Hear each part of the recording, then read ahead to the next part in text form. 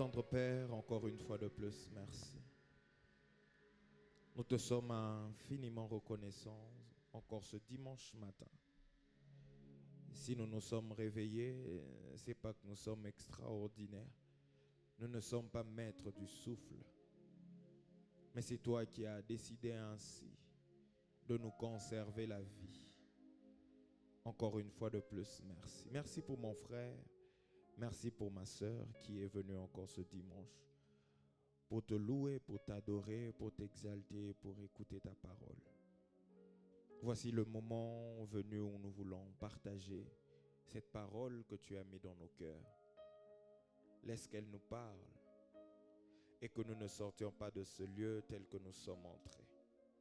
Parce que ta parole a la capacité de changer, de transformer, de nous guider, de nous orienter, de nous conseiller et de nous montrer le chemin à suivre.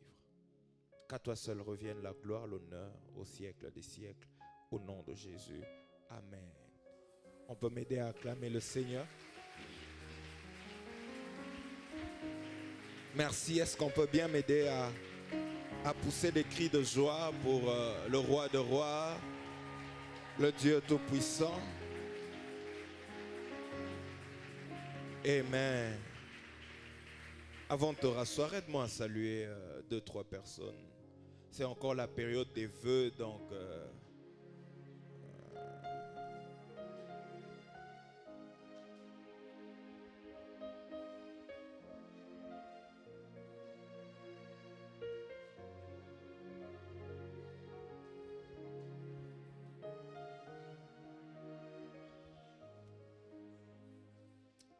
Amen. Bonne année 2025. Y a-t-il quelqu'un qui a bien commencé cette année avec des bonnes nouvelles? Y a-t-il quelqu'un qui a commencé avec des nouvelles bizarres mais qui croit que ça va changer? Amen. Alors, grande est ma joie encore une fois de plus de me retrouver du haut de cette chair. À la fois une joie mais également une responsabilité parce que ce n'est pas non plus aisé de communiquer la pensée de Dieu à son peuple. Je me suis rendu compte qu'en lisant la Bible, le peuple de Dieu est toujours exigeant. Exigeant envers Dieu, exigeant envers les personnes que Dieu a établies pour les guider, les orienter, communiquer sa pensée. Le peuple de Dieu est toujours exigeant. Je ne sais pas pourquoi, mais c'est un constat. Alors, rentrons dans ce que nous avons commencé le dimanche passé, parlons de la conquête. On a donné le plan, on ne va peut-être pas y revenir pour gagner en temps. Revenons beaucoup plus sur notre deuxième chapitre. Le premier chapitre, on a parlé des objectifs. Les objectifs que nous voulons atteindre à la fin de ces enseignements ou de cette série d'enseignements. Mais parlons des définitions et généralités sur la conquête ou sur le concept conquête. Nous avons défini la conquête comme le fait d'acquérir par les armes ou de devenir propriétaire par la force ou de soumettre ou gagner quelque chose par la force. Conquérir ou conquête, c'est également parvenir à quelque chose qui était l'objet de notre quête. Tu es à la quête, à la recherche de quelque chose et finalement tu arrives à obtenir cette chose-là. C'est également une conquête. Ça peut être une chose, ça peut également être une personne. Je prie encore pour les célibataires, que Dieu vous donne des conquêtes. Et parlons des généralités sur la conquête. On s'est basé sur l'histoire du peuple d'Israël parce que justement, on a dit que le livre de Josué qui parle mieux de la conquête va nous aider pendant ces enseignements pour comprendre la conquête, comprendre la pensée de Dieu sur la conquête, comprendre les différentes étapes qu'il y a dans la conquête et bien sûr, on va adapter ça à nous, on va actualiser ça, contextualiser la conquête. Alors en se basant sur le peuple d'Israël, nous nous sommes dit que comme préalable à la conquête, il y en a deux. Le premier préalable, c'est la sortie de l'Égypte. Et le deuxième préalable, c'est le passage par le désert. La sortie de l'Égypte pour nous, on l'a dit le dimanche passé, c'est quitter le monde, arrêter avec la manière de vivre, la manière de penser des gens du monde et adopter la manière de vivre et de penser de Dieu. J'insiste encore, s'il vous plaît, arrêtez de réfléchir, de vivre comme les gens du monde. Arrêtez. Plusieurs personnes n'arrivent pas à conquérir ou à posséder leur héritage simplement parce qu'ils sont encore dans le monde. Ils vivent encore dans le monde. Vous voulez que Dieu vous donne quelque chose, mais vous continuez à trimballer l'Égypte avec vous. Vous continuez à boire normalement, à vous enivrer normalement, à pécher normalement. Et c'est très dangereux quand un chrétien vit dans le péché et ne ressent aucun remords, aucune culpabilité. Le Saint-Esprit qui est en toi ne s'attriste même pas. Ça devient très dangereux. Tu peux avoir atteint le niveau de l'apostasie sans t'en rendre compte. Parce que la manière de vivre peut aussi témoigner que tu as renoncé à la foi. Chaque vie a une manière de vivre. Permettez, je ne sais pas si ça se dit, mais la vie chrétienne a sa manière de vivre et la vie mondaine a sa manière de vivre. Tu ne peux pas prétendre être chrétien et vivre comme les gens du monde. Sortir de l'Égypte. Aide-moi à dire à ton voisin, si tu n'es pas encore sorti, il est grand temps pour toi. Comme je l'ai dit, sortir de l'Égypte n'est pas venir à l'église. Tu peux venir à l'église et être un Égyptien tout fait, un mondain, un païen, un pécheur, un menteur, un calomniateur, un impudique, un voleur, un tricheur, un mauvais, un sorcier. Tu peux venir à l'église. Sortir de l'Égypte n'est pas le fait qu'on ait prophétisé sur toi. Je peux même aller plus loin. N'est pas le fait de prophétiser. Parce que je me rends compte que l'âne de Balaam avait parlé de la part du Seigneur. Dieu peut t'utiliser. Sortir de l'Égypte n'est pas donner l'argent aux hommes de Dieu pour qu'ils prient pour toi. Tu peux être un corbeau qui vient nourrir Élie dans le torrent de Kérit. Ça ne te rend pas pur. Il n'y a que l'agneau de Dieu, recevoir Christ dans sa vie comme son Seigneur et son Sauveur, qui te sort de l'Égypte. Tu peux beau venir à l'église, tu peux avoir mon numéro, tu peux m'écrire, tu peux écrire au révérend Mandakou, tu peux écrire à David Oedepo, à tous ces grands hommes de Dieu que nous connaissons. Ça ne va rien changer. Si tu n'as jamais pris une décision personnelle et consciente de suivre la seule et l'unique personne de Jésus. Si tu ne l'as jamais fait, ne retarde pas. Le jour du Seigneur pour toi, c'est probablement aujourd'hui. Mais si tu as déjà reçu Christ et tu continues à vivre dans le péché, répands-toi. Regarde d'où tu es tombé. Reviens à ton premier amour. Le premier amour, c'est cet amour que l'on avait avant que l'on ne sache que Dieu peut nous donner des millions. Quand on aimait Dieu sincèrement et simplement. Quand on ne courait pas derrière les choses de Dieu. Quand on s'est rendu compte de notre vie de péché et qu'on s'est décidé de suivre Jésus. Cet amour qu'on avait de prier sans qu'il y ait des modérateurs. De se réveiller la nuit, de chercher Dieu sans qu'il y ait un programme spécial à l'église. On avait simplement envie de rester avec Dieu. Regarde d'où tu es tombé. Relève-toi et reviens à ton premier amour. Il paraît que ce sont des prédications qu'on n'aime pas, mais c'est ça qu'il faut aimer. Et le deuxième préalable, on peut arranger le micro s'il vous plaît. C'était bien au début, je ne sais pas pourquoi. Le deuxième préalable, c'est le passage par le désert. Le passage par le désert. On l'a dit, le désert n'est pas un lieu pour nous tuer. Le désert n'est pas un lieu pour nous faire du mal ou nous faire souffrir. Le désert est un lieu de transformation.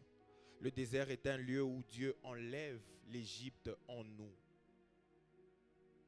Et pour enlever l'Égypte en nous, Dieu a appris aux enfants d'Israël ainsi qu'à nous également 3 choses. Et même plus, je commence à me rendre compte que c'est peut-être plus, mais je pourrais m'arrêter à 3 ou je pourrais ajouter. On ne sait jamais, selon que l'Esprit va nous inspirer. La première chose, Dieu a appris aux enfants d'Israël et il nous apprend à lui rendre culte. À lui rendre culte. Je ne sais pas aborder la notion du culte maintenant parce qu'on est beaucoup plus en train de parler de la conquête. Mais je crois qu'on prendra des vendredis, on va réaborder ce sujet sur le culte. Il faudrait que les enfants de Dieu, que nous apprenions à rendre culte. Que ce soit un culte personnel, que ce soit un culte collectif. J'ai remarqué quelque chose pendant le culte, c'est que quand on termine les cantiques chaud, les gens s'asseyent. Pourquoi vous vous asseyez? D'ailleurs, ce n'est pas le moment où il faut s'asseoir, c'est le moment où il faut d'ailleurs se tenir debout.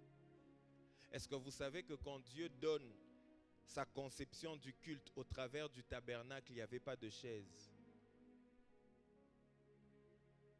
En fait, comme je l'ai dit le dimanche passé, les chaises, c'est une adaptation.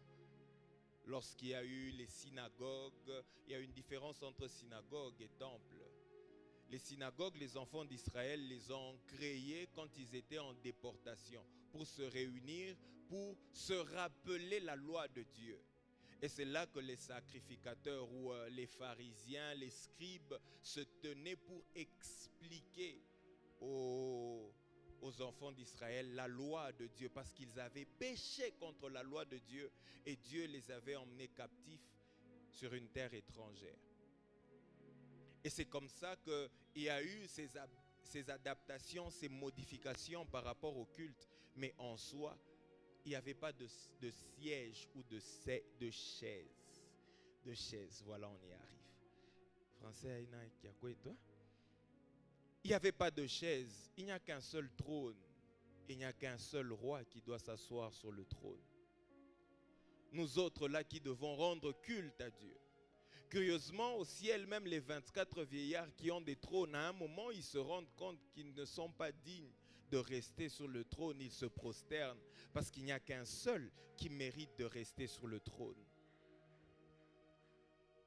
C'est ainsi que parfois quand on dit acclamons le Seigneur, soit d'autres personnes, elles sont assises là, à des patrons. Hein? Vous n'avez rien appris ni de Dieu ni du culte. Et on est obligé d'enseigner sur ça, pour nous faire comprendre que le culte est l'une des choses que Dieu aime.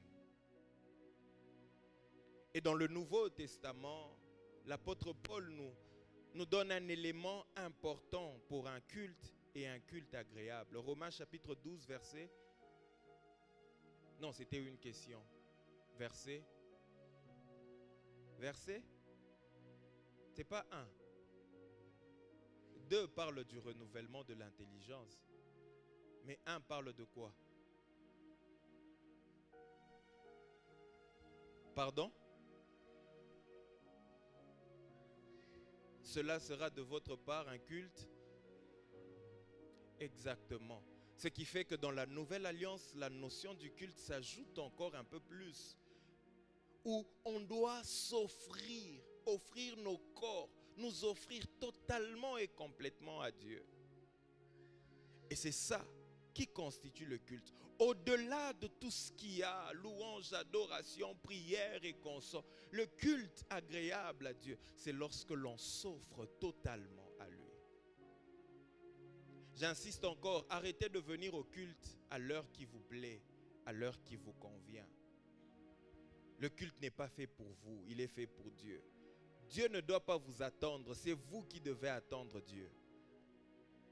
Dieu n'est pas là pour répondre à vos besoins, c'est vous qui êtes là pour répondre aux besoins de Dieu. Dieu n'est pas obligé de vous exaucer, c'est par amour qu'il le fait. Mais vous êtes obligé de rendre gloire à Dieu parce que c'est pour ça qu'il vous a créé. Parfois nous pensons que Dieu est obligé. Mungu, comment on y dit? Mine biat, wende biat. Avant que tu ne sois, Dieu était. Tu vas mourir, Dieu va demeurer. Il n'avait pas besoin de nous et il n'a pas besoin de nous pour être Dieu. C'est nous qui avons besoin de lui. Alors si tu penses que le culte est fait pour toi, tu viens là, jeune patron, bosse. Et Dieu t'attend. Tu es en train de te tromper sérieusement. Je ne sais pas si ce sont les retours qui sont bas, mais j'ai comme l'impression que le micro... Deuxième chose, c'est par là qu'on commence aujourd'hui, que Dieu a donné aux enfants d'Israël dans le désert. C'est sa parole écrite ou la loi. J'insiste, la parole écrite ou la loi. Parce qu'on a un problème avec les enfants de Dieu, c'est que ce qui est écrit a comme moins d'importance pour eux. Dieu enlève les enfants d'Israël de l'Égypte. Il dit, je vous emmènerai dans le pays où coule le lait et le miel. Mais entre les deux, je vous fais passer par une situation parce que j'ai des choses à vous apprendre. Il appelle Moïse à la montagne. Moïse fait 40 jours. Dieu trace des tables. Il écrit. Dieu prend le temps d'écrire. Dieu prend le temps d'écrire pour toi. Dieu prend le temps d'inspirer aux gens des choses. Dieu prend le temps de souffler dans l'esprit des gens des choses à écrire pour toi. Mais tu prends le temps de boycotter ce que Dieu a écrit.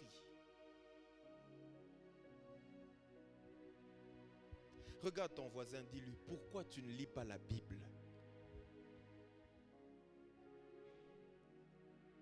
Pourquoi?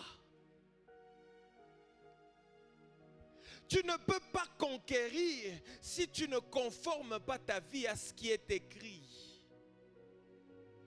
Josué chapitre 1er, le verset 8. Avant d'amorcer la conquête, Dieu dit à Josué que ce livre de la loi ne s'éloigne point de ta bouche. Médite-le jour et nuit afin d'agir fidèlement selon ce qui est écrit. C'est alors que tu auras du succès. C'est alors que tu réussiras dans tes entreprises.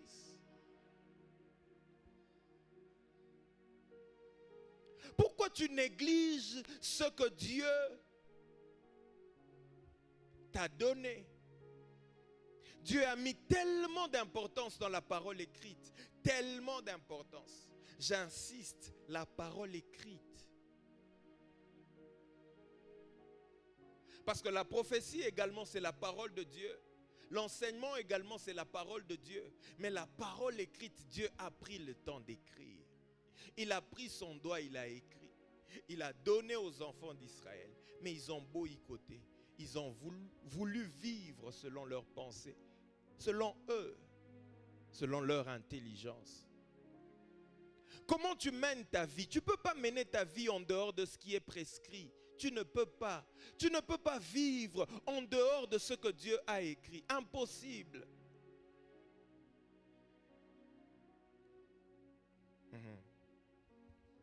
La parole écrite est la pensée de Dieu, que Dieu a mis à la disposition de tout le monde. Dieu a une manière de penser, il a une manière de réfléchir.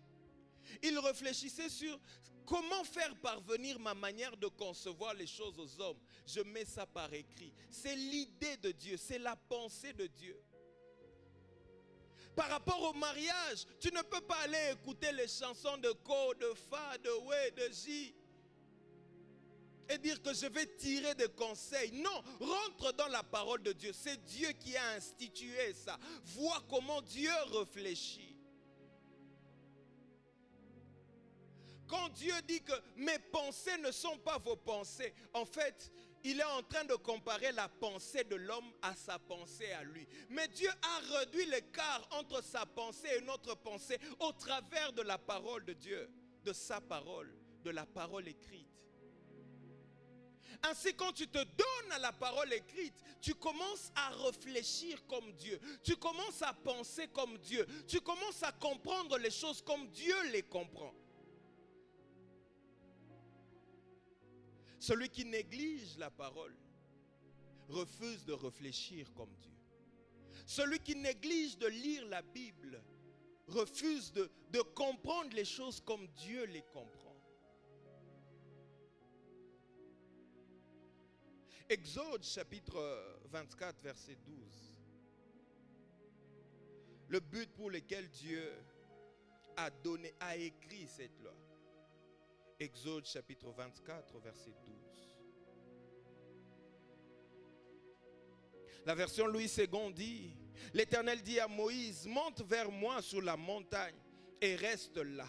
Je te donnerai des tables de pierre, la loi et les ordonnances que j'ai écrites pour leur instruction. Pour leur instruction. Dieu a écrit ces choses. Il le dit lui-même. Je te donnerai des tables de pierre, la loi et les ordonnances que j'ai écrites. Dieu a écrit ces choses pour leur instruction. J'aime la signification ou les différentes déclinaisons du mot instruction quand vous rentrez en hébreu. Le mot instruction en hébreu, yara, a premièrement le sens de lancer des flèches qui insinue le fait d'aller loin.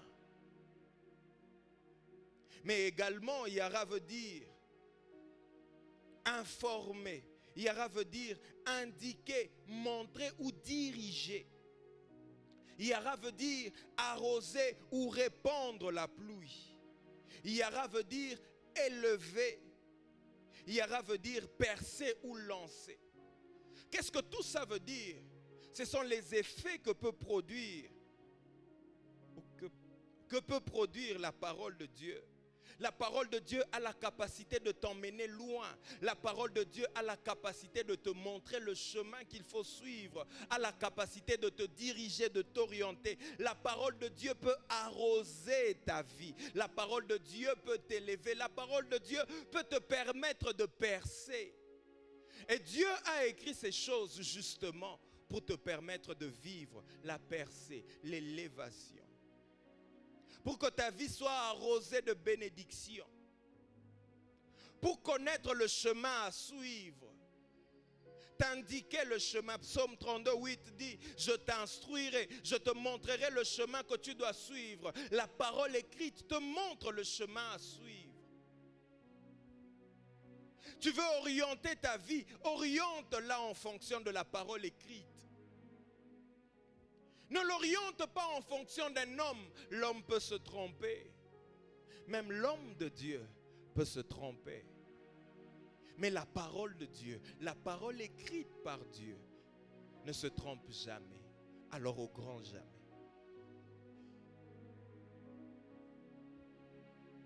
L'instruction te lance. L'instruction t'emmène loin. L'instruction arrose ta vie. L'instruction t'élève. L'instruction te permet de percer. L'instruction te montre le chemin à suivre. Si le livre de Josué parle de conquête, alors la conquête est toujours précédée par Deutéronome. Deutéronome qui veut dire rappel de la loi. Tu ne peux pas accéder à la conquête. Tu ne peux pas conquérir ton héritage si tu ne rentres pas à ce que Dieu a écrit. S'il y a une année où il faudrait lire la Bible, c'est cette année 2025. Sinon, ça sera une année de slogans, bien-aimés. Tu ne trouves pas que tu es fatigué chaque année de dire c'est mon année, mais ça n'a jamais été ton année. Aucune année n'a été ton année, à part le jour de ton anniversaire.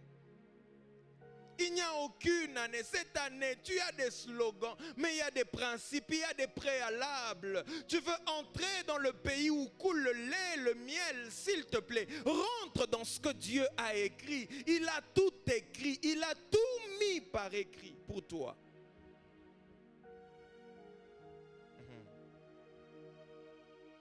Deutéronome chapitre 5, verset 33.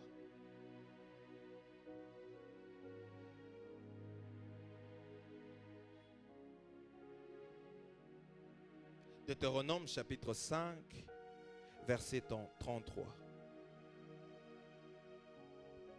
Vous suivrez entièrement la voie que l'Éternel, votre Dieu, vous a prescrite, afin que vous viviez et que vous soyez heureux, afin que vous prolongiez vos jours dans le pays dont vous aurez la possession. Le pays que vous allez conquérir, pour y vivre et pour prolonger vos jours, il faudrait que vous appreniez à vivre selon ce qui est écrit.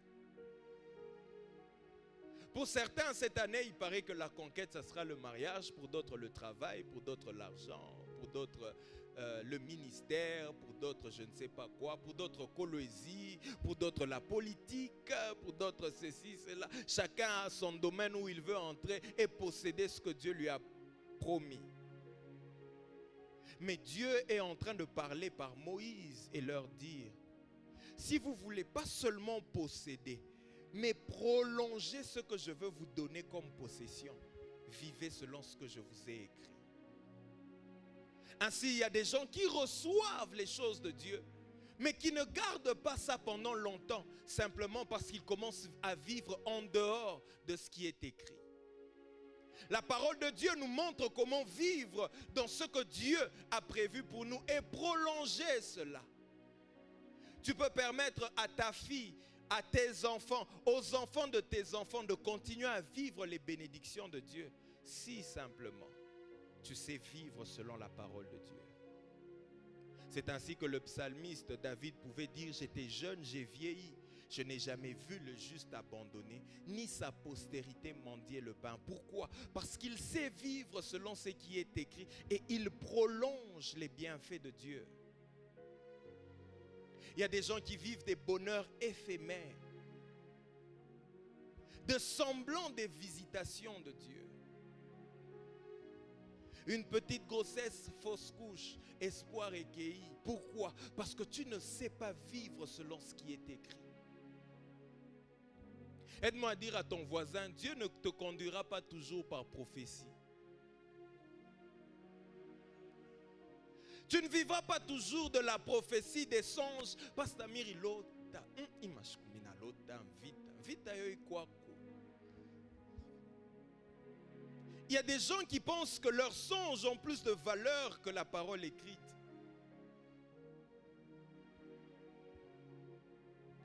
Il y a des gens qui pensent que les messages prophétiques qu'on donne ont plus de valeur que la parole écrite. Non. La prophétie a sa part, la parole écrite a sa part. Mais Dieu ne te conduira pas toujours. C'est ainsi que la prophétie peut se faire rare. Mais la parole écrite, elle sera toujours là.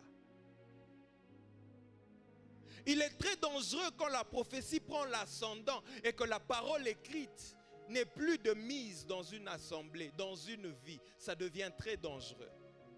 Très, très dangereux. Il y a un texte que l'on lit souvent, Proverbe chapitre 29, verset 18. J'aime ce texte. Je le lis souvent. J'ai déjà donné ce texte du haut de cette chair. La Bible dit, Proverbe 29, verset 18, dans la version Louis II, quand il n'y a pas de révélation, le peuple est sans frein. Heureux s'il observe la loi. La version Parole de vie dit, quand personne ne prévoit l'avenir, le peuple vit dans le désordre. Mais celui qui obéit à la loi est heureux. La version français courant dit, lorsqu'il n'y a plus de vision d'avenir, un peuple vit dans le désordre. Heureux alors est l'homme qui obéit à la loi. Il faut comprendre la vie dans l'Ancien Testament. Dans l'Ancien Testament, Dieu suscitait les prophètes lorsque le peuple commençait à s'égarer de ce qui était écrit. Alors il envoyait les prophètes pour les ramener à ce qui est écrit. Et quand il parle ici dans Proverbe, il veut dire simplement, quand le prophète ne vient pas pour donner la vision d'avenir, le peuple risquerait de vivre dans un désordre, sans frein, sans retenue. Hey Yamado, hey! Le peuple peut vivre comme ça. Oh, est-ce qu'il y a Yamado Mubus? Mais il dit, heureux celui qui observe la loi. Ça veut dire que tant que l'on continuera à vivre conformément à ce qui est écrit, même si la révélation ne vient pas, on sera toujours heureux. Je vais vous dire une vérité. Il est insensé d'attendre que le prophète te dise ce qui est écrit. Je reprends. Il est insensé d'attendre que le prophète te dise ce qui est écrit. Toi, tu ne sais pas que sortir avec le papa d'autrui, c'est un péché. Il faudrait qu'on te le dise par prophétie pour que tu comprennes que c'est un péché. Tu ne comprends pas que tu es insensé. Non, insensé, c'est trop français. Tu es idiot. Parfois, je n'arrive pas à comprendre les enfants de Dieu. Prophète Agnoné Sheko Maïchang, tu ne connais pas que ta vie est mauvaise. Et tu veux qu'on te dise quoi d'autre?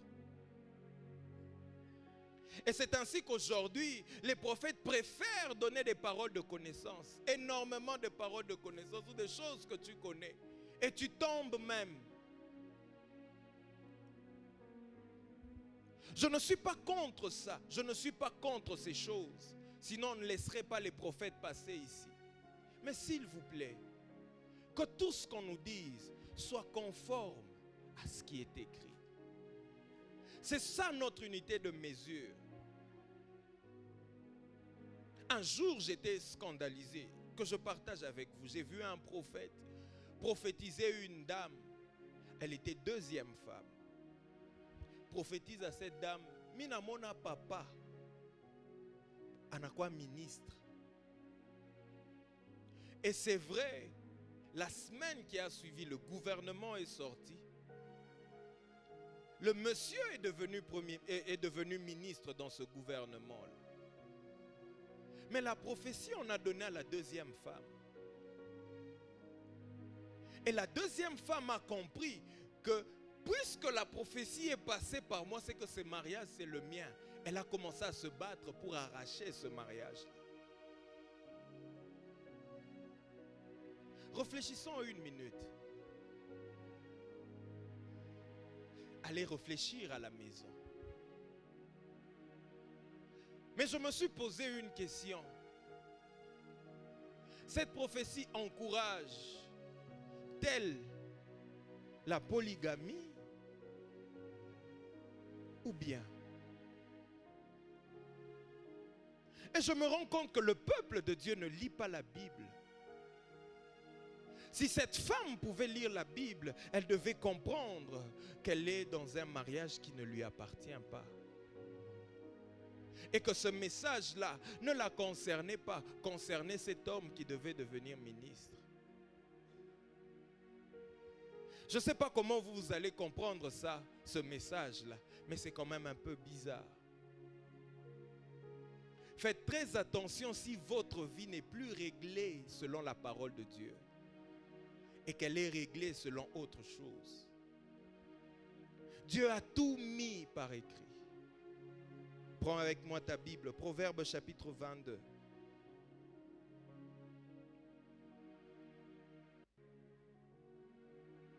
Proverbe chapitre 22, versets 17 à 21. Oh, pardon. Proverbe chapitre 22. versets 17 à 21. Prête l'oreille et écoute les paroles des sages. Applique ton cœur à ma science, car il est bon que tu les gardes au-dedans de toi et qu'elles soient toutes présentes sur tes lèvres, afin que ta confiance repose sur l'Éternel. Je veux t'instruire aujourd'hui, oui toi. Le verset 20 m'intéresse beaucoup. N'ai-je pas déjà pour toi mis par écrit des conseils et des réflexions pour t'enseigner des choses sûres, des paroles vraies, afin que tu répondes par des paroles vraies à celui qui t'envoie? Je reprends versets 20 et 21. N'ai-je pas déjà pour toi mis par écrit des conseils et des réflexions pour t'enseigner des choses sûres, des paroles vraies, afin que tu répondes par des paroles vraies à celui qui t'envoie? Dis encore à ton voisin, Dieu a tout mis par écrit. Je ne sais pas par où vous allez pour chercher des conseils. Vous allez chercher des conseils. J'ai même vu quelqu'un, vous n'avez même pas, il y a des statues quand vous les mettez, bloquez même le pasteur. Un bamba na paro. Oh. Boulot, j'y mets beaucoup d'atteinte en passant. Muna ile butamu tunashikiaka mu adoration, ya nishikia mule njo mampepo kuna mwingia pa. Et elle-même elle se dit, oh il parle d'amour, il parle d'amour. Qui peut mieux parler d'amour si ce n'est Dieu qui est amour? Tu ne peux pas comprendre l'amour en dehors de Dieu. Tu ne peux rien comprendre en dehors de Dieu. Je vais vous dire une vérité. Tous ceux qui réussissent dans la vie, qu'ils soient chrétiens ou païens, tout ce qu'ils appliquent pour réussir, les principes se trouvent dans la Bible. Même s'ils vont pervertir ça, les principes se trouvent dans la Bible.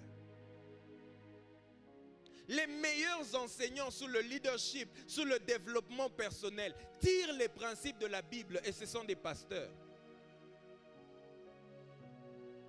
Et ils sont appelés par des occultistes partout dans le monde pour qu'ils enseignent sur le leadership. Le feu Billy Graham, on l'appelait par le Parlement allemand pour résoudre des problèmes que l'Allemagne ne pouvait résoudre. Un pasteur américain, évangéliste. Quand le président ou la chancelière ou le chancelier de l'Allemagne appelle le président des États-Unis pour leur dire ou pour lui dire je suis buté à tel problème, il dit ce genre de situation, il y a un pasteur qui nous aide. Et on dépêche un avion. Oh mon Dieu, il n'y a pas de sagesse au-delà de la parole de Dieu. Il n'y a pas de sagesse. Même le diable, il a imité. Il a imité. Vous pensez que quand les sorciers, ou plutôt les féticheurs demandent aux gens les tankoukou et puis ils aspergent le sang et puis ils prennent des herbes et ils aspergent de l'eau, ils ont pris ça où? Allez lire Lévitique. Allez lire quand on devait purifier le lépreux. Allez lire, ils ont imité. Mais chez Nakwa Nankuku, Kumina Chinja, Mianzo Mipika Dam, je ne sais pas si c'est un bamba. Mais allez voir.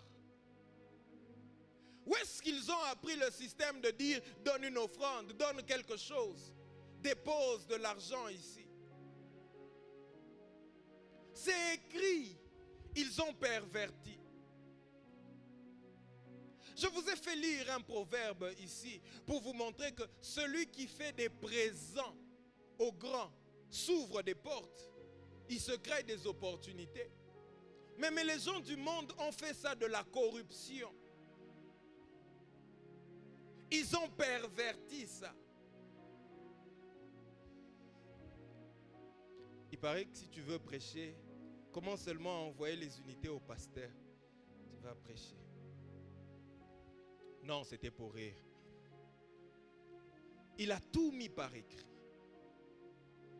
Et la parole écrite que Dieu a donnée en premier, les 10 commandements, aide l'homme dans sa relation avec Dieu, mais également dans sa relation avec les hommes. Quand vous lisez les 10 commandements, il y a 5 qui intéressent la relation de l'homme avec Dieu et 5 autres intéressent la relation de l'homme avec l'homme. Ainsi, la parole de Dieu vient régler les conflits interpersonnels. Si vous trouvez quelqu'un de conflictuel en ce lieu, c'est que cette personne lit rarement la Bible. Une personne qui lit régulièrement la Bible sera difficilement conflictuelle. Je dis difficilement parce que nous ne sommes pas encore parfaits. Nous tendons vers la perfection. Mais je vous dis vrai, quelqu'un qui lit la Bible, qui la lit régulièrement, devient de moins en moins conflictuel.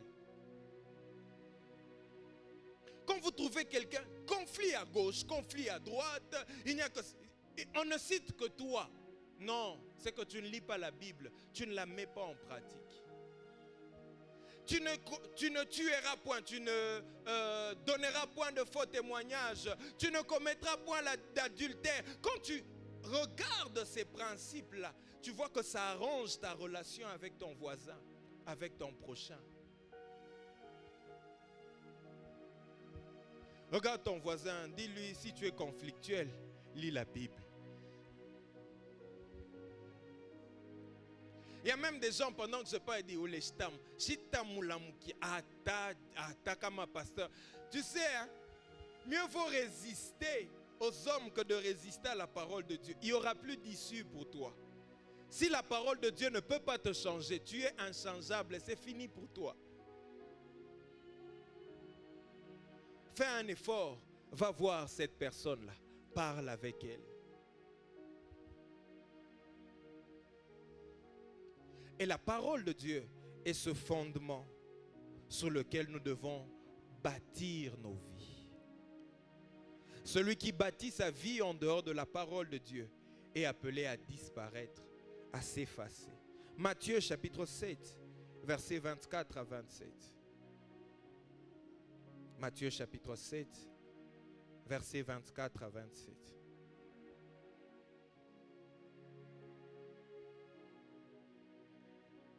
C'est pourquoi quiconque entend ces paroles que je dis et les met en pratique sera semblable à un homme prudent qui a bâti sa maison sur le roc. La pluie est tombée, les torrents sont venus, les vents ont soufflé et se sont jetés contre cette maison. Elle n'est point tombée parce qu'elle était fondée sur le roc. Mais quiconque entend ces paroles que je dis et ne les met pas en pratique sera semblable à un homme insensé qui a bâti sa maison sur le sable. La pluie est tombée, les torrents sont venus, les vents ont soufflé et ont battu cette maison. Elle est tombée et sa ruine a été grande. Jésus est en train de parler de 2 personnes, de 2 vies.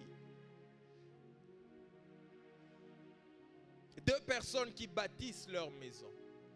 2 vies qui se bâtissent, qui se construisent. Prends la maison dans le sens où tu veux. Ça peut être ta famille, ça peut être tes études, ça peut être tes finances, ça peut être ton travail. Mais Jésus dit que l'un est prudent ou sage, l'autre est insensé ou idiot. Vous allez vous rendre compte que les 2 personnes subissent les mêmes événements de la vie. Toutes les 2 personnes subissent la pluie, subissent le vent, subissent les torrents. Mais les conséquences sont différentes. En fait, ce que tu vis, quelqu'un d'autre l'a vécu. Tu réagis bizarrement parce que tu n'es pas fondé sur la parole. Tu es fondé sur les choses de la terre, le sable. Les choses de ce monde qui ne sont pas solides. C'est ainsi que tu réagis bizarrement, tu trembles. Le chômage que tu vis, plusieurs l'ont vécu. La misère que tu vis, plusieurs l'ont vécu. Mais il y a des gens qui ont refusé de se pervertir. Il y a des gens qui ont refusé de vendre leur corps. Il y a des gens qui ont refusé d'aller chez les féticheurs. Ils ont vécu la même situation que toi, mais ils ont placé leur vie, ils ont bâti leur vie sur le roc. Ne pense pas que ce que tu vis est en dehors de ce que certaines personnes vivent. Il y a des gens qui ont vécu ça. Et peut-être même pire. Mais ces personnes, parce qu'elles avaient bâti leur vie sur la parole de Dieu, quelles que soient les situations, ces personnes sont restées fermes. Mais vous ou toi, je ne parle pas à ton voisin, c'est à toi que je parle. Mais toi là, parce que ta vie n'est pas fondée sur les principes écrits dans la parole de Dieu. La Bible dit, sa ruine a été grande. Tu sais, certaines personnes pensent que la ruine sera seulement ici sur terre. Tu peux mourir riche, tu peux mourir avec autant de biens.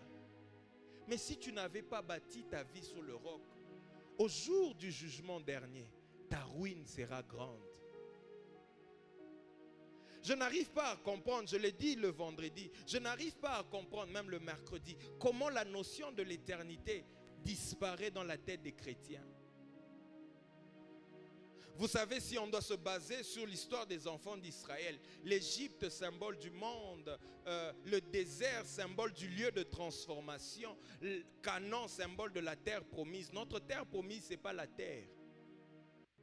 Notre terre promise, c'est le ciel, le royaume de Dieu. Même si après le millénium, il y aura des nouveaux cieux, de nouvelles terres, on reviendra pour vivre comme il en était au commencement. Mais avant cela, il y aura enlèvement. On va passer un moment avec Dieu, avec Christ, en train de fêter, en train de célébrer. Je me suis rendu compte qu'aujourd'hui, la faute est à nous, pasteurs. Nous vous parlons trop du mariage, nous vous parlons trop de l'argent, nous vous parlons trop du développement personnel. Ainsi, les hommes sont attirés par ces choses. Nous vous parlons de moins en moins de notre cité céleste. On ne vous donne plus envie d'aller au ciel, on vous donne envie de rester sur terre. C'est ainsi que les gens aujourd'hui à l'église, ils sont prêts à appliquer tous les principes pourvu qu'ils soient heureux sur terre. Ils oublient que le bonheur sur terre est éphémère. Le véritable bonheur et le bonheur éternel, c'est lorsque Christ reviendra nous prendre. Dis bien amen. C'est donc Nikufo est tout chômeur. Où est-ce que chômeur? Aïna mambo. Je vous dis vrai, aïna mambo. Aïna ba Christ bote batakufwa kana miotoka. Kubengine pale batakufwa batakwa na miotoka. Ngase wapi mi wapi. Mi paka. Very good.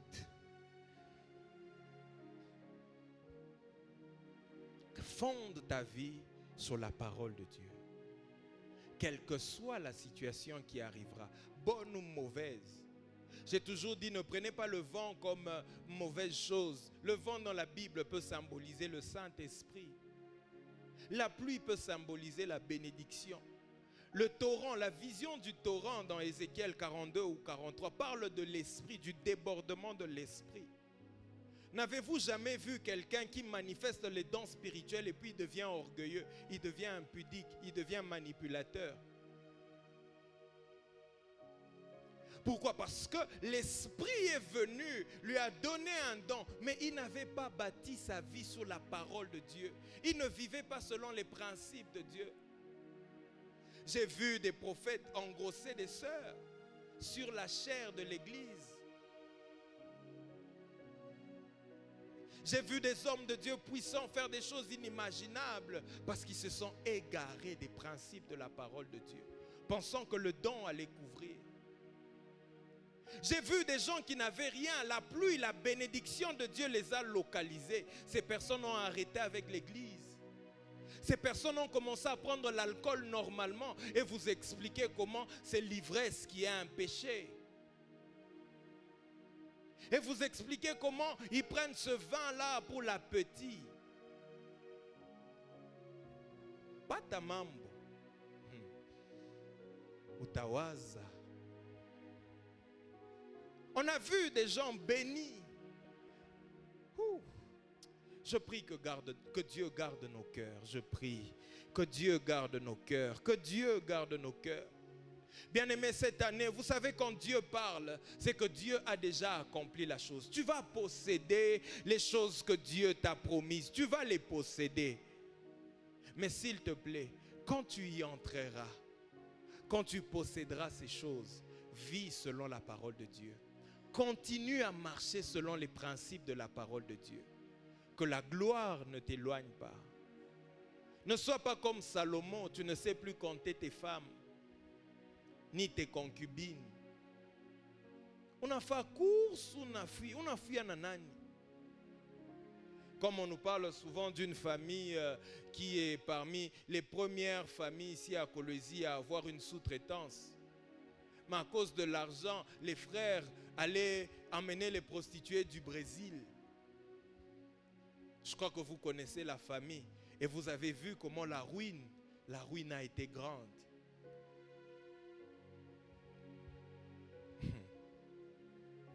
Non, hein? Comme on n'a pas ta makuta, il faut ni se musel. Quand on n'a pas ta makuta, on a assez ou faible, bakiamulo alaba. Bengine barpoter mu Kinshasa. Njo kafike mu Brésil.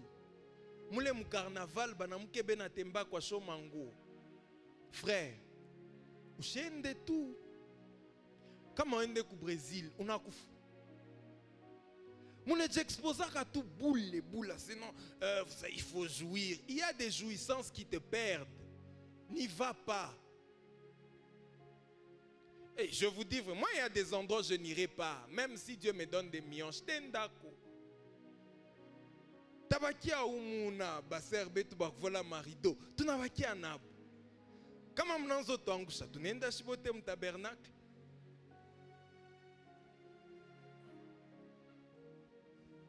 Au tutauza tu bikwembe, tu bia mingi, dada nengiani.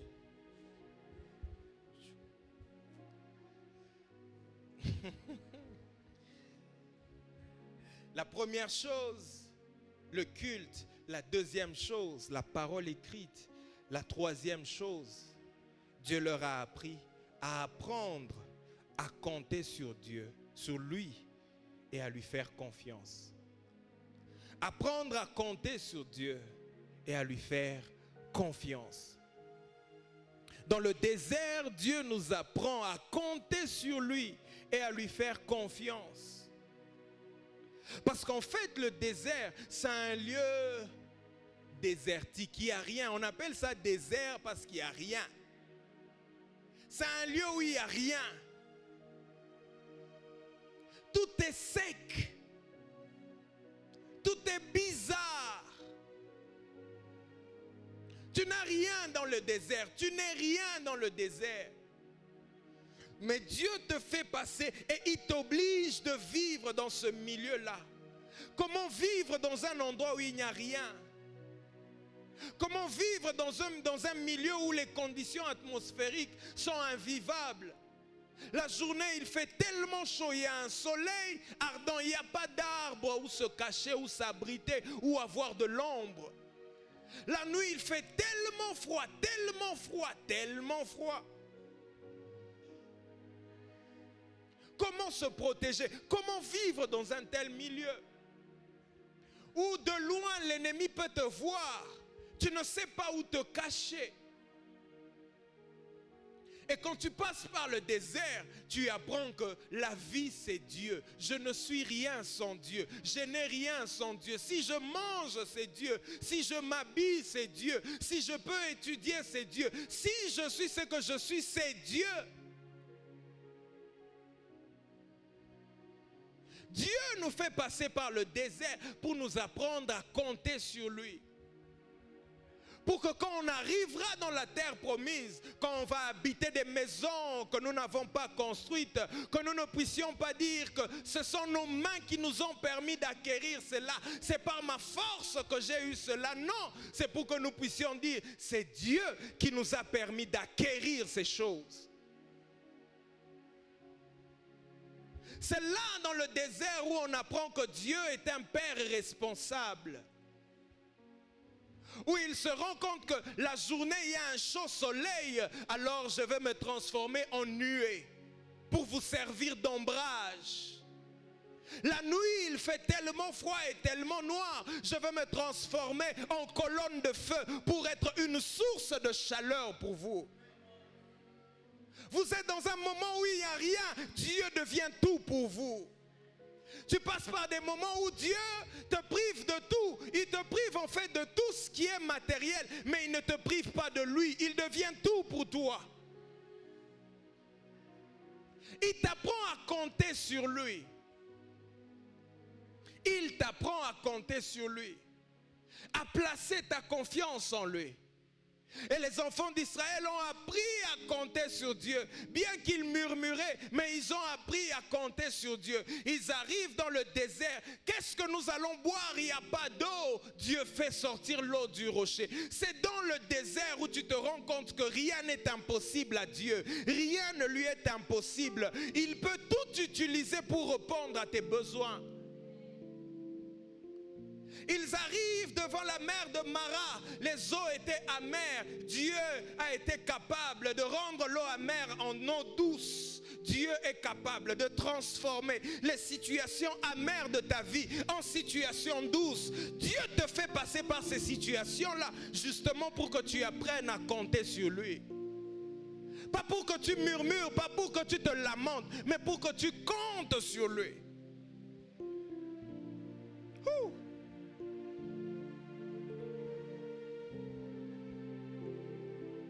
Et Dieu t'apprend à lui demander, entre guillemets, à prier. La confiance en Dieu dans le désert se manifeste par une vie de prière intense et profonde. Parce que les enfants d'Israël n'avaient rien. Dans le désert, ils étaient obligés de tout demander. Même de l'eau, ils étaient obligés de demander. Même à manger, ils étaient obligés de demander. Dieu a créé une boulangerie au ciel et il a commencé à faire pleuvoir la manne chaque jour dans le désert pour nourrir son peuple. Dieu est capable de le faire pour toi. Dieu est capable. Quand tu pries, tu pries, tu pries. Tu n'as que lui. Tu es dans une circonstance où tu n'as que lui. Tu n'as que lui. Qui peut te guérir de cette maladie-là? Les médecins ont dit qu'elle est incurable. Il n'y a que Dieu qui peut le faire. Tant que tu n'as pas encore appris, Ephraim, ou testu nafika culte Isaïe, unengia na onekala. Na boka bwa Mungu amuna na heshima ya pasteur amuna nayo. Mais monsieur taifai. Et puis mtenitafuta ni miombe. Shitaomba. Kami mwenyewe mimi nashirika Mungu. J'ai dit le vendredi, la légèreté dans l'engagement pousse Dieu finalement à détruire l'œuvre de vos mains. N'ayez pas Dieu pour ennemi à cause de votre légèreté. Je ferme cette parenthèse là. Dis à ton voisin, pasteur en chirika. Il veut n'envoyer un voisin, ça va maintenant. Le désert est un milieu où Dieu t'envoie pour compter sur lui. C'est là que tu te rends compte que pour avoir un enfant, il ne faut pas seulement être marié vierge.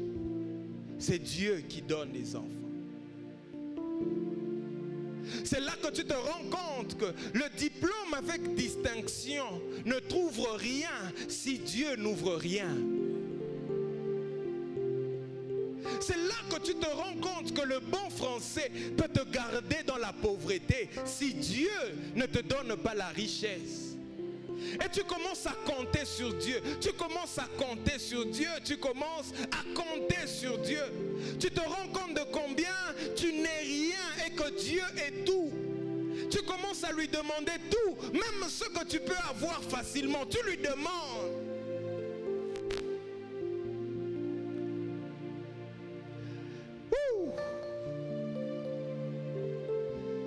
Dieu aimerait que tu comptes sur lui, même quand tu vas posséder des choses, que tu continues à compter sur lui. Quand je regarde ma vie, je dis, Dieu m'a appris à compter sur lui. C'est ainsi que parfois je peux prendre des risques. Je prends un risque, allons-y, twende. Parce que ce que j'ai vu avec Dieu, ce que j'ai vu Dieu faire dans ma vie, je ne peux que compter sur lui. Je ne crains plus les hommes, je vous dis vrai, je ne crains plus les hommes. Les hommes peuvent se lever et dire tout ce qu'ils veulent. Ce que j'ai vécu avec Dieu m'a appris à faire confiance à Dieu à un niveau inimaginable. Les hommes peuvent se lever et parler. Les hommes peuvent me chasser. Dieu va me recueillir. Les hommes peuvent me priver à manger. Dieu va me nourrir. Les hommes peuvent refuser de me donner. Dieu va me donner. Il va me donner. Les hommes peuvent douter de moi. Dieu ne doutera pas de moi. Il va m'élever. Il va m'honorer. Bien-aimé, les hommes peuvent te rabaisser. Ne crains rien. Ne te fais même pas mal au cœur. Tu n'as qu'un cœur. Tu n'en as pas deux. Comment tu peux avoir tous ces problèmes dans ton cœur? Enlève-les de ton cœur. Laisse-les te rabaisser. Dieu va t'élever. J'aime des hommes comme David. Un serviteur comme Chiméi. L'insulte. Hey! Joab voulait s'élever pour aller frapper. David dit, laisse-le. Qui sait si c'est Dieu qui a permis?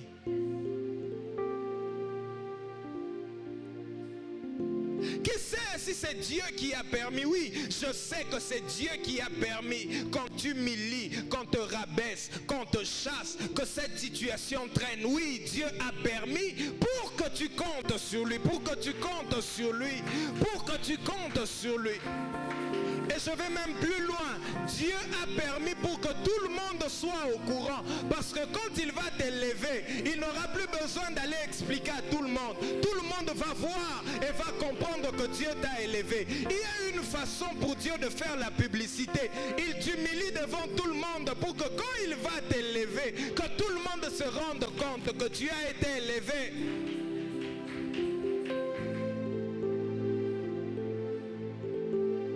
Dieu peut utiliser même une mauvaise situation pour faire ta publicité.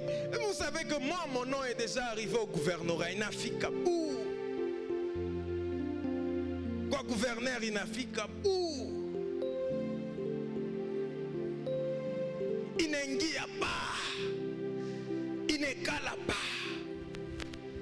Plus mambo mwange siku na waka, plus njina ngwi kunenda namu. Iyo paranene. Docteur Julio. Bengina va kunifamia c'est Docteur Julio. Docteur Julio, c'est toi Docteur Julio. C'est toi dont on a parlé dans ces... Docteur. Dieu profite de cette situation, on parle de moi pour que le jour où on entendra, on verra c'est Docteur Julio là. Dieu est capable, Dieu est capable. Il le fait pour que tu arrives à lui faire confiance. Pour que tu arrives à lui faire confiance. On lit un ou deux passages et puis on s'arrête par là. Psaume chapitre 33.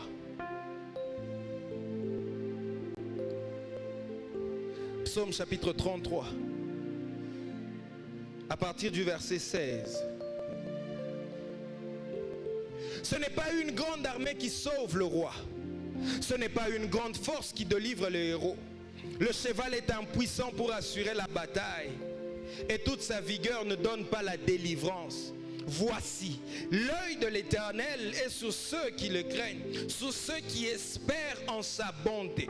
Dans certaines versions, sur ceux qui ont confiance en sa bonté. Pourquoi? Afin d'arracher leur âme de la mort et de les faire vivre au milieu de la famine. Notre âme espère en l'Éternel, pas dans les chevaux, pas dans une grande armée. Notre âme espère en l'Éternel. Il est notre secours et notre bouclier, car notre joie car notre cœur met en lui sa joie, car nous avons confiance en son saint nom. Chapitre 34, verset 11. Les lionceaux éprouvent la disette et la faim, mais ceux qui espèrent en l'Éternel ne sont privés d'aucun bien. Or, quand je lis ce psaume, je me rends compte d'une chose. Il paraît que le lionceau, c'est le fils du lion, c'est ça? Ou c'est le petit du lion? Il paraît que le lion, c'est le roi de la savane, c'est ça? David est en train de dire, même le fils du roi, le prince, peut arriver à avoir faim et à manquer. Mais celui qui se confie en l'Éternel, celui qui cherche l'Éternel, celui qui espère en l'Éternel, même quand le roi manque, même quand le fils du roi manque, lui il n'est privé d'aucun bien. Je ne vis pas à cause de la situation économique de ce pays, je vis grâce à la situation économique du ciel. Au ciel, il n'y a pas de crise. Au ciel, il n'y a pas de crise mondiale. Que le cobalt monte, que le cobalt diminue, que le cuivre monte, que le cuivre diminue. Je ne dépends pas de KCC, je ne dépends pas de Moumi, je ne dépends pas de la province pilote. Je dépends du ciel. Je dépends du ciel. Même si un jour la province pilote n'est plus province pilote, le ciel continuera à me donner, à me nourrir, à arracher mon âme de la mort et à me faire vivre même au milieu de la famine. Là où tout le monde manque, je ne manquerai rien. Je ne manquerai de rien. Non pas parce que j'en ai, parce qu'au ciel, il y a Jéhovah Jireh, l'Éternel mon berger. L'Éternel mon berger, il me conduit. Le jour où il n'y aura plus de provision pour moi à Colosie, il va m'envoyer même à Dilolo, il va m'envoyer même à Kassage, il va m'envoyer là où il y aura la provision, parce que j'espère en lui, parce que j'ai confiance en lui. Je ne dépendrai pas de la situation du Congo. S'il y a des gens qui meurent pauvres dans ce pays, c'est leur affaire. Moi, la Bible me dit que parce que j'espère en l'Éternel, je ne suis privé d'aucun bien. Je ne suis privé d'aucun bien. Mon frère, ma soeur, tu ne seras privé d'aucun bien. Espère en l'Éternel. Place ta confiance en l'Éternel. Tu ne manqueras de rien. Laisse-le te conduire. L'Éternel ton berger. Il te conduit dans les verts pâturages. Il te conduit dans les verts pâturages. Même dans la vallée de l'ombre de la mort, il est avec toi. Il est avec toi. Il ne te lâchera pas. Il ne te laissera pas tomber. Il sera là. Il sera là. Il sera là. Apprends à lui faire confiance. Apprends à plier tes genoux et à lui parler comme les enfants d'Israël. Quand ils manquaient d'eau, ils parlaient. Quand ils avaient besoin de la viande, ils ont crié à l'Éternel. Il leur a envoyé de la viande. Il a envoyé les cailles. Pas seulement envoyé les cailles, il a soufflé et il a rassemblé les cailles à un même endroit. Dieu est capable de le faire pour toi. Le désert n'est pas là pour te tuer. Le désert n'est pas là pour te faire du mal. Le désert est là pour t'apprendre à te confier en Dieu. Oublie un peu les hommes. Oublie un peu les hommes. Ils sont limités, quelle que soit leur bonne volonté. Quand Dieu te fait passer par le désert, avant que tu ne possèdes ton héritage, c'est justement pour que tu lui fasses confiance. Fais-lui confiance. Fais-lui confiance. Fais-lui confiance. Fais-lui confiance. Oh, radadabashata. Fais-lui confiance. Oh, j'ai envie de chanter ce chant qui dit: mon cœur te fait confiance. Mon cœur te fait confiance. Dans la vallée de l'ombre de la mort, je ne crains aucun mal, parce que mon cœur te fait confiance. Mon cœur te fait confiance. Mon cœur te fait confiance. Est-ce qu'il y a quelqu'un ce matin, juste pendant une minute, qui peut se lever et dire: Seigneur, je te fais confiance. Dans cette situation, je te fais confiance. Dans cette difficulté, je te fais confiance. Je compte sur toi. J'oublie les hommes. Je ne sais pas comment je vais étudier cette année, mais je te fais confiance. Je ne sais pas comment je vais me marier cette année, mais je te fais confiance. Je ne sais pas comment ça va se faire, mais je te fais confiance. Que tu vas me donner des jumeaux cette année, que tu vas me donner un travail cette année, et que tu vas essuyer mes larmes cette année. Je te fais confiance, je te fais confiance, je te fais confiance, je te fais confiance.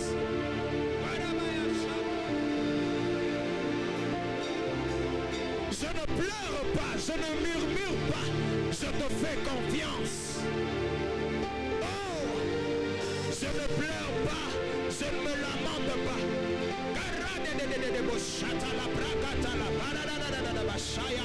Je te fais confiance.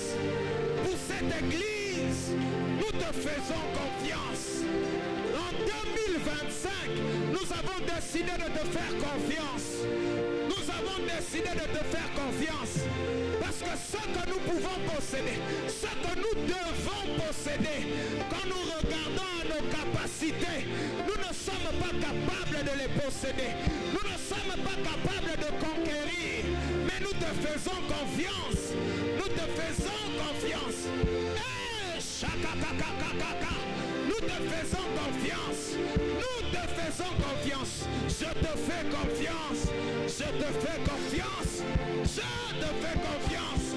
Je te fais confiance. Je ne sais pas comment ça va se faire. Moi, j'ai décidé de ne pas réfléchir, de te faire confiance. Je te laisse de réfléchir. Je te laisse de travailler. Je te laisse de combattre. Je te laisse convaincre les hommes. Je te laisse toucher le cœur des hommes. Moi, je te fais confiance. Moi, je te fais confiance. Moi, je te fais confiance. Moi, je te fais confiance. Je te fais confiance.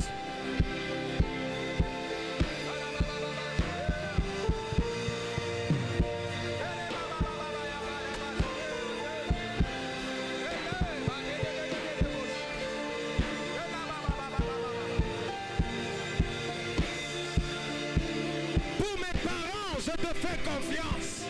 Pour ma famille, je te fais confiance. Je te fais confiance.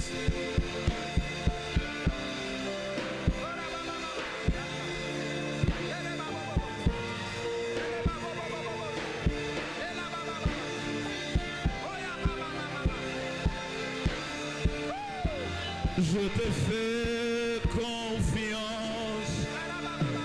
Je te fais confiance. Ce n'est pas facile pour moi de chanter ce refrain. Je te fais confiance. Je te fais confiance. Ce n'est pas encore fini. Je te fais confiance. Je te fais confiance. Je te fais confiance. Ce n'est pas facile pour moi.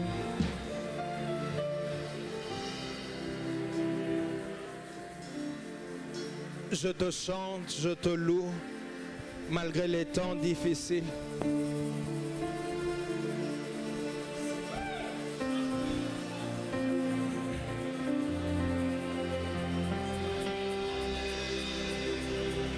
Ça, c'est le chant de ceux qui ont confiance en Dieu, qui le louent même dans les moments difficiles.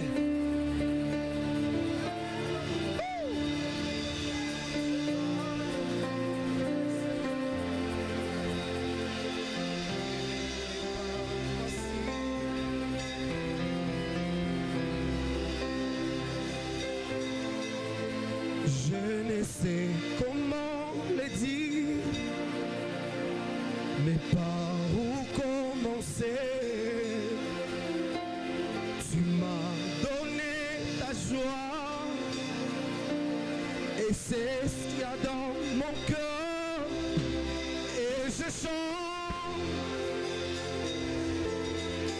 je te loue. Malgré les temps difficiles, dans la peine et la souffrance, et je chante, oh, oh, je te loue. Je lève ma main pour t'honorer, car ta parole est vraie. Je chante, je te loue. Malgré les temps difficiles, dans la peine et la souffrance, moi je chante.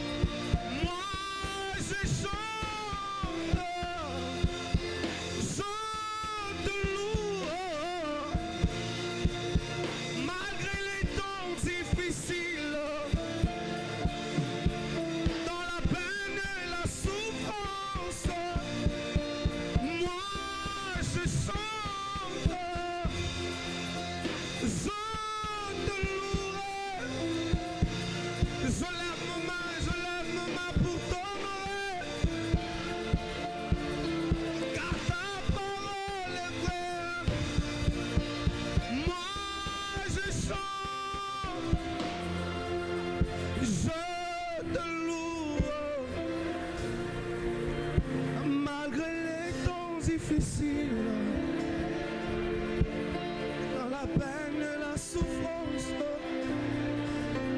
moi je chante, je te loue. Je lève ma main pour t'honorer, car ta parole est vraie. Moi je chante, je te loue. Je lève ma main pour t'honorer, car ta parole est vraie.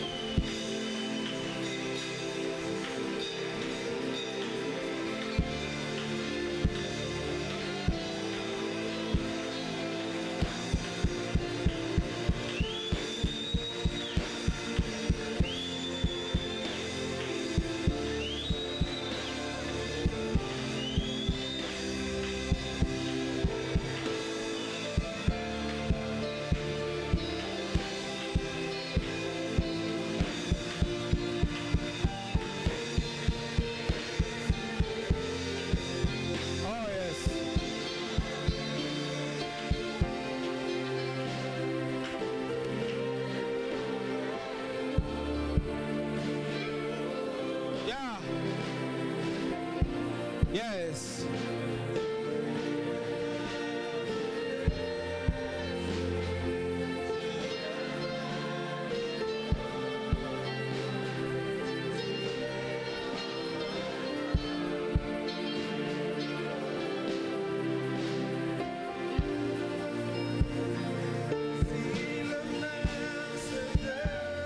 Tu parlais, tu es mon repos, tu es au contrôle. Moi je lève mes mains vers le ciel, je te donne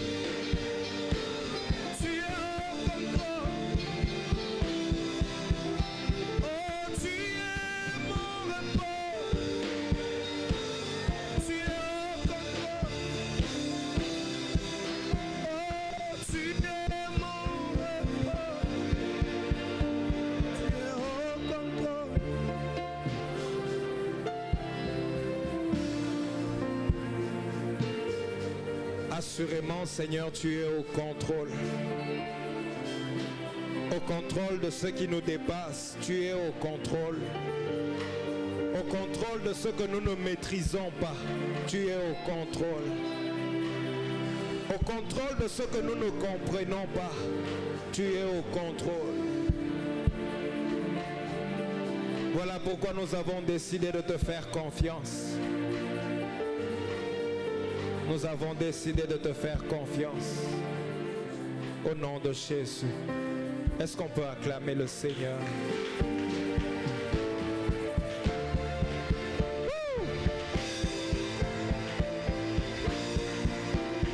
Est-ce qu'on peut pousser des cris de joie?